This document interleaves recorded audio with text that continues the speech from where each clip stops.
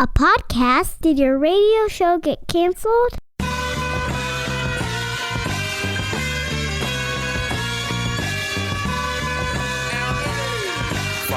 Fire.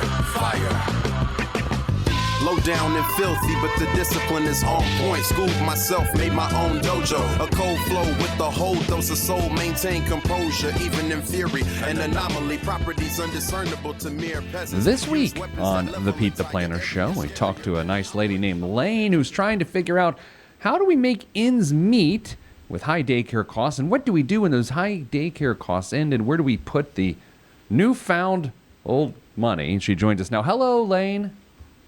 Hi, Pete. Did I describe that somewhat accurately? Yes, very much. Yeah, it's a problem, though, the daycare costs. How many kids do you got? 2 little children, 17 months apart, and I think we have 3 more years of it being what it is now. What is it a month right now? 1,500. It'll be 1,700 next year, and that's about as high as we're going to go. Okay, and then, so does it fall off all at once, or does it fall off 17 months apart? It falls off. It's going to go the next 3 years will be about the same, and then it's going to go in half, and then it's going to go to hopefully about $300 a month after that. Okay. So 3 more high years, and then it's going to split in half, and then it's going to go down. So your total annual gross income as a household is $114,000. Who is involved with earning that money? My husband works full-time and makes the majority of that, and I work part-time, and I bring in about $30,000 of that. So is it fair to say that your $30,000 pays for daycare? Correct. And I assume, go ahead. So, yeah, I kind of look at it as about maybe a third to half of my income goes to daycare. Okay, so your $30,000 that you speak of is really $30,000 net as opposed to $30,000 gross. Sorry, $30,000 gross. It is $30,000 gross. Interesting. Okay. Yes. And then, but you're, am I making things up? Are you a contractor or something like that? You have some sort of flexibility or part-time nature of your stuff. I do, yeah. Since we had children, I've started working. I've just kept doing what I'm doing, but I work part-time. And then I will increase kind of at the same time as those child care costs go down. I'll be going back to work kind of on a more full-time basis as I did before. All right. Well, how's it going? I mean, forget all the numbers and these sorts of, do you feel like things are staying steady? Are you going backwards? Are you scared? Are you stressed? What's happening? We've kind of fluctuated. I think now that we have a bit more of a plan, I think we're in okay shape. We would love to see more at the end of the month, obviously. The child care costs, that's challenging. But I think, we're on top of it. And I think we do need a little bit more income to try to keep breaking even and stay steady through the next challenging couple of years. But otherwise, it's staying home and working part-time that's the trade-off, I think, to being with the kids a little bit more. Frank, let's take a look at the numbers if you could pull those up for me. Let's see. You've got $105,000 in long-term savings. You're putting about $1,200 a month towards the long-term. And you've got $45,000 in your savings account. Laine, help me understand with the $45,000 in your savings account, how did it get there, and has it gone down since things have gotten tight? It's gotten there mostly due to stock and I'd say company stock from my husband's company, saving a tax refund, and a little bit of bonus money. Okay. So we kind of consider that $30,000 is an emergency fund, and then the 15, we look at it as, as right now we're doing a little bit more expenses every month than we are bringing in. I look at that as that is where we're pulling from, that $15K, and then usually, if he gets a bonus or we have a couple more stock distributions coming, we put it right back in there, and that's what's kind of been keeping us afloat, I think. But you've got no debt other than your mortgage, and you've got a small car loan. So it sounds like you really have been making ends meet over the last several months despite the stress. Now, here's a weird question for you. Is there any reason that your time right now wouldn't be the hardest time of your financial life with funding daycare for 2 small children? Can you think of a reason why this wouldn't be difficult? Are you saying, I'm hoping this is our most difficult next few years. Right. That is exactly where I'm at. Yes, I'm hoping that it is, and after that, I think things are looking really good. So does that also mean your part-time work will increase when the kids are in school? Yes. By how much do you think? I'd be very conservative here. I don't want this to go like I go from $36,000 to $250,000 a year. Like what will it go to? The reality is, I think it'll probably go to, say, if I'm grossing $30,000 now. The reality is, it'll probably go to about $50,000, possibly, because I think I'd still like to be around for after school and drive them where they need to go and have a little bit of work-life balance. So it's going to go up a little bit, but it's not going to go up. It's not doubling would be the most. As we sit here and talk, I'm thinking like, all right, what are we dealing with here, Laine? Are we dealing with a short-term problem, a mid-term problem, or a long-term problem? I know definitely we've got some short-term challenges. Let's take a look at the long-term. Let's see what you're doing now. And by the way, how old is Mr. Laine? How old is that fella? 40. 40, okay. Which is a great age for men.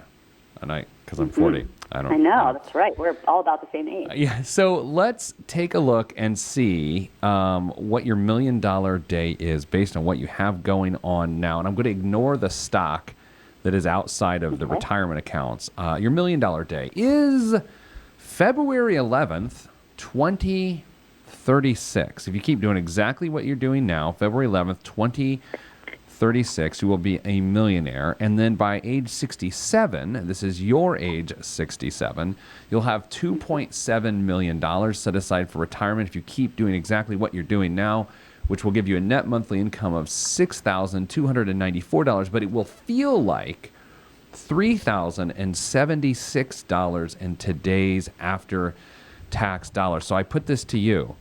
Could you survive right now on $3,000 a month without childcare expenses?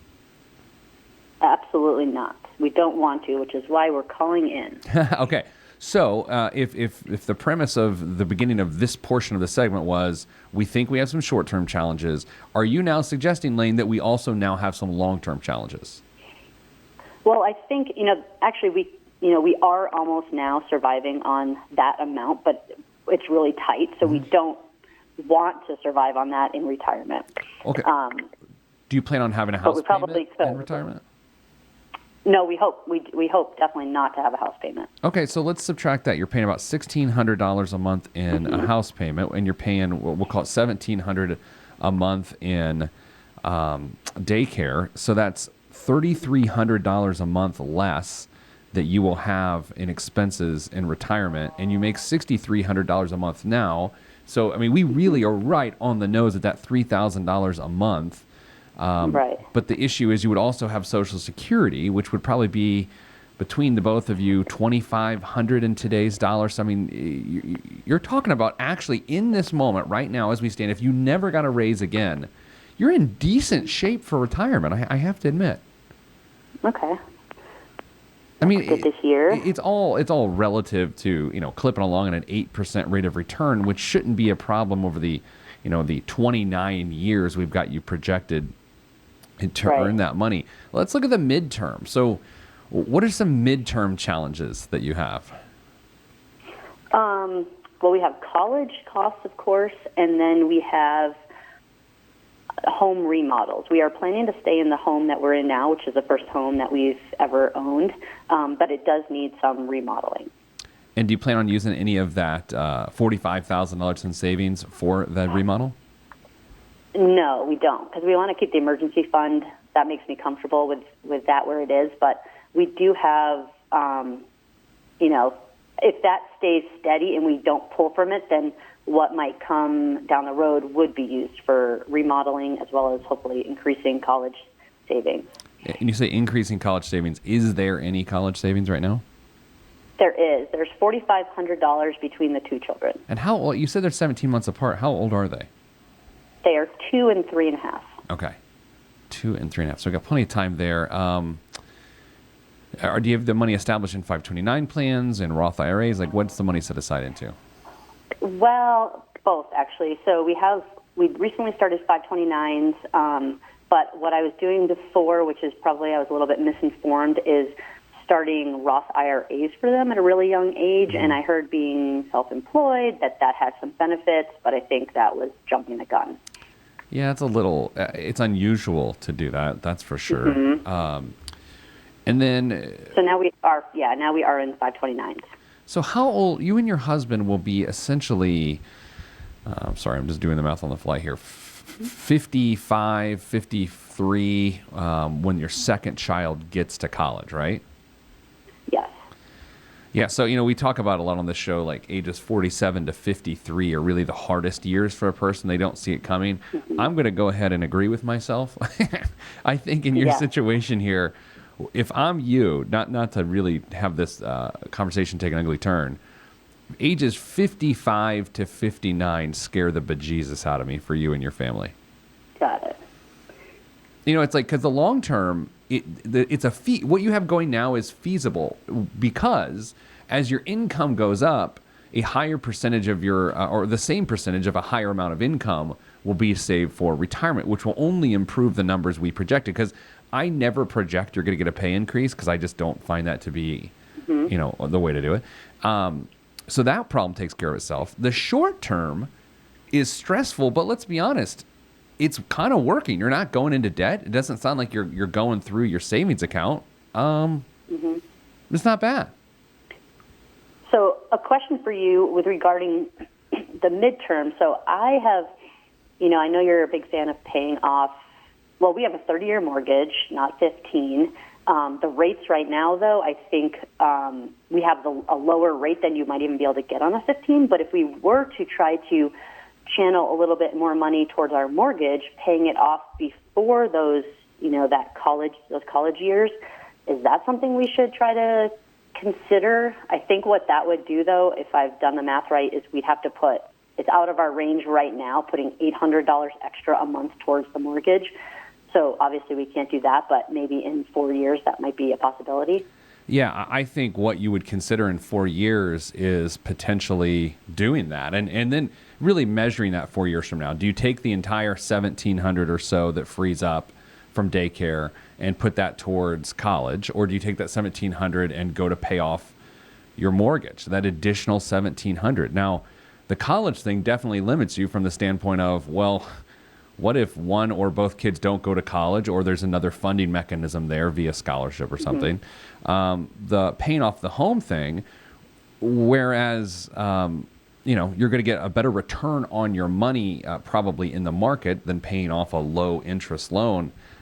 It gives you a heck of a lot more flexibility when you free up that cash flow. Not only would we be freeing up $1,600 a month of the payment, but if you're paying another $1,500 to $1,700 a month, you're really freeing up about $3,000 a month in cash flow by the time your kids graduate from high school, which is amazing because then you can really cash flow college. So I don't know. I mean, this is not a decision, if I were you, I would make right now today as we stand here and sit here and talk. I would probably begin to make that decision 4 years from now. But I think that you could make a serious run at that. Okay. It's interesting. I agree we can't do it now, but it is something I've kind of tried to play the numbers a little bit. I guess the key is you basically said to me, yes, you're going to improve the home you're in, but that doesn't necessarily mean you're going to increase your lifestyle. I don't want to put words in your mouth, but do you find that to be true? Yeah, that's correct.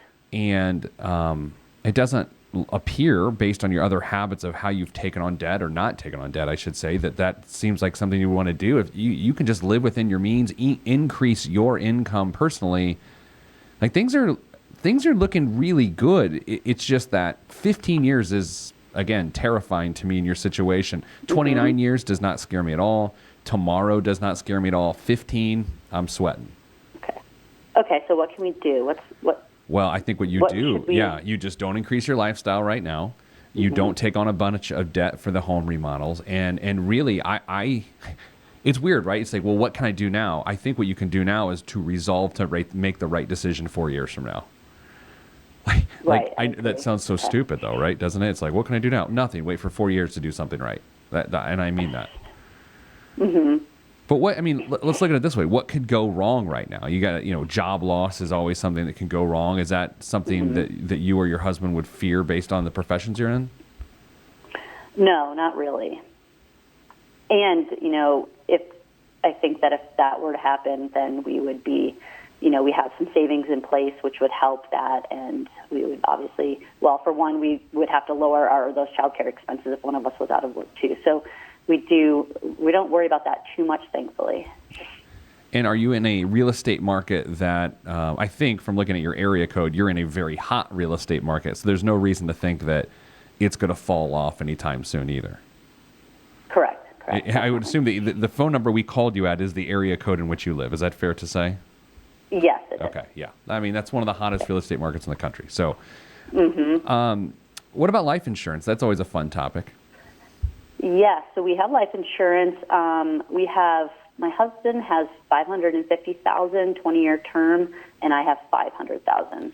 Yeah, I would say you guys are probably a hair short. I mean, nothing to lose sleep over, but if I got to rebuild your financial life, I would probably take him up to 750, which he could probably add another 250 more on 20 years instead of recasting the entire amount, and that would only cost him probably $40 a month, depending on his health.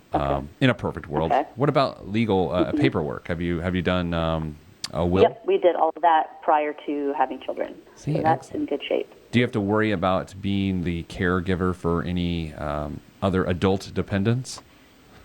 Parents? Hopefully not. We don't know for sure, but I think our parents they're in good health now, and I think they're in pretty good financial shape too. So that's not too much on our radar. Nice. Yeah, so your situation's really interesting because it sort of masks itself as a short-term problem, but it's not. It's just stressful. I think sometimes being forced to watch the bottom line feels like a bad thing, but you're doing it really well. Like it's just stressful. Okay. The long term is better than you think because the way your income's going to increase and the percentages of what you set aside for retirement will stay the same, yet more money will go into retirement. But yeah, it's that midterm. I didn't think this coming in. This one sort of tricked me. Well, that's what I was wondering what you were going to say about it, actually, because I think that's sort of where midterm, I think, is the harder one for me to focus on. So it is. It is the hardest one. Yes. So I do have a question about, so with potential, I think everything's potential, so we never count on it, but, a possible bonus, which is, it's, say $10,000. We're not talking about a ton of money, or possible stock as well would be about $10,000. Going forward, we do have some of that's going to be guaranteed, we know, but what would you think would be the best place for us to kind of divert that money? Well, based on what you've told me, I would say it would go to the house remodel. Okay. I mean, again, I don't think you should throw big chunks of money at the mortgage. I don't think that makes sense. Right. I also don't think throwing big chunks towards college at this point makes sense because you're going to have some alternative funding options there with potentially having your house paid off. It's tough, right? And I don't necessarily believe you should just go into market investments either because that doesn't necessarily serve a purpose of something you're trying to accomplish. I think if you just told me we're going to remodel the house and it's going to cost us, I assume, tens of thousands, if not $100,000, then why not create the fund for that as opposed to resolving to take on debt for no particular reason? Great. Yeah, exactly. We don't want to do that for sure. What else? What else can I answer for you? Let me see here.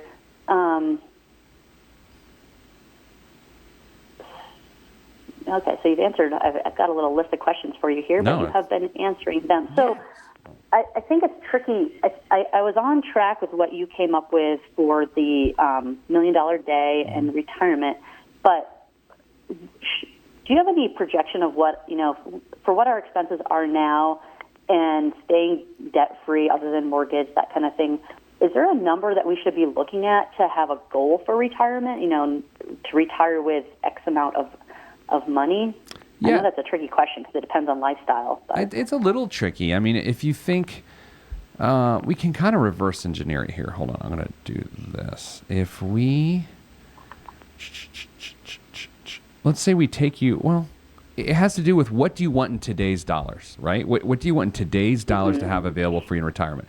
I think between what you have in what you will have, which is about 2.7 million, and Social Security, you're going to have $5,500 a month in today's dollars in retirement with no mortgage payment and no daycare costs. So that would be significantly more than what you're living on right now. So I don't know. I mean, that doesn't answer your question, but at the same time, I don't feel like you're off of your funding goal. I think you've got pretty much the right number.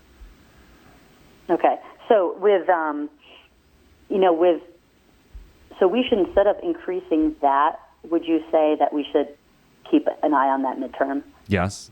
And okay. You're going to increase your long term by getting a pay increase, right? I don't think you or your husband has to say, let's crank it up another %. Let's crank it up another %. Although it wouldn't hurt you. I think, again, a 5% raise. If let's say he makes $100,000, which he doesn't, but let's say he made $100,000, a 5% raise takes you to 105. But then if he's taking 5% of the 105 to go into his 401k, then it's going to systematically increase that $2.7 million pretty easily. Okay.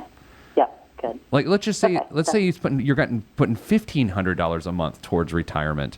You go from $2.7 million in assets to $3.1 million in assets. A $400,000 increase by putting only $300 more a month away. So again, those pay increases are going to add up fast. And frankly, and this is the dumbest comment I've made on the show in probably 3 years, the sooner that pay increase happens so that money can start compounding for the future, the better. But it's not like you, I, or him gets to control that. Right, exactly. I told you it was the dumbest thing I've said. That's probably not the dumbest. I've said so many dumb things. That one's not even too bad. No, that's good. It's good to hear. It's good to see this kind of laid out a little bit more. Here's what I recommend, because here's what I assume you're going to translate some of this conversation to your husband because he's not part of the conversation. You'll let him listen to the podcast. Mm-hmm. Here's what I think you should do together is sit down with a piece of paper, write your ages, 48 and 30, or 40 and 38, 41 and 39, just like that across a piece of paper on a timeline. And then what you do is you look at when you're those different ages through your kids graduating from college, what is going to be happening? What are your potential needs for money? Because the way I look at it, your husband will be 55 and you will be 53 when you first need a hell of a lot of money. And then your husband will stop needing money for college around 60, 61, and you will be 59, and then retirement is just 6 years later. So it's that timeline mapping to help you understand that your short term is not the issue, and this is how you can see it on paper by seeing the numbers of saying 55 to 61 are just going to be hell. Okay. I mean, that's my life. We'll be prepared at least. Well, yeah. I mean, my wife and I are the same age, and we have a 9 and a 6-year-old. So it's that mid-50s for us too. That, I don't really get into fear a lot, but that's kind of what I fear. Is like, oh my God, mid-50s, I'm gonna need a lot of money. And by the way, you also know what happens in your mid-50s, and what the biggest fear for someone in their mid-50s is losing their job and reemployment. Because of at least today's culture is, whether it's spoken or unspoken age discrimination for someone in their mid-50s. So that time frame, we can, Laine, we can project and say we think it'll be scary then, but it's not until we have that 55-year-old mind and the risks associated with being 55 where it really, really is terrifying. This is such an uplifting episode. We should be drinking. No? I know. No, I understand what you're saying, and I agree exactly. So, I think obviously the best that we can do is prepare ahead of time as much as we can, and hope that doesn't happen. But if it does, be prepared. Well, I think you're good. I think you're doing a good job. Just keep an eye on that midterm. Great. You should be good to go. Anything else? I think that's it. Thank you so much. No, my pleasure. Best of luck to you, and send us updates. We always like updates. All right, sounds good. Thank you. That's it this week for the Pete the Planner show. It's weird to think that, in retirement planning, or you think about financial planning, or the R word, retirement, is the one that constantly comes up. But it's that 10 years before retirement that just kicks a bunch of people in the teeth because they don't see it coming. You've got, the possibility of job loss and age discrimination in your mid to late 50s. You've got college costs for kids. You're clearly closer to the end of your career to the beginning of your career. You've got health concerns. You've got your parents' health concerns. You've got your adult children's financial concerns where you become the sandwich generation. It is overwhelming. And if you're listening to this and I've just overwhelmed you and totally harshed your buzz, I'm very sorry. That's it for this week's show. Man, that got real. All right, have a good day, everybody. We'll see you next time. If you want to be on this podcast and have Pete fix your money life, then hit us up at PeteThePlanner.com/podcast. You heard me. PeteThePlanner.com/podcast. Log on. This is for information purposes only. It's not the Swiss financial planning device. Consult a financial advisor. Released from Everest, the fresh is fresh, and you can call me E.T. Word to John Tesh. Let me bless this harmonic presentation. It's amazing, so amazing. I'm the reason. Salutations, I bring you love, trying greetings from a faraway land. I am the sole controller. Put the remote down and let me take control. You're now a part of my zone, so enjoy yourself. Love Tron can restore your health. I bring you greetings, salutations. How you doing?